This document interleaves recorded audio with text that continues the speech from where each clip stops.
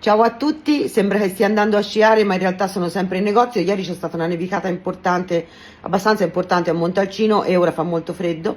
Faccio questo video perché chi non è venuto mai a trovarmi in negozio non sa che oltre alle cose che si vedono su Instagram, con particolare riferimento ai manifesti naturalmente, da un po' di tempo tengo anche una piccola collezione, una piccola selezione di borse vintage, tra le quali alcune di grande marca. Quindi in questo video vi faccio vedere proprio queste ultime di cui ho parlato, sono 4 bellissime, una più bella dell'altra, spero che vi piacciono e come sempre info in direct message oppure venite a trovarmi.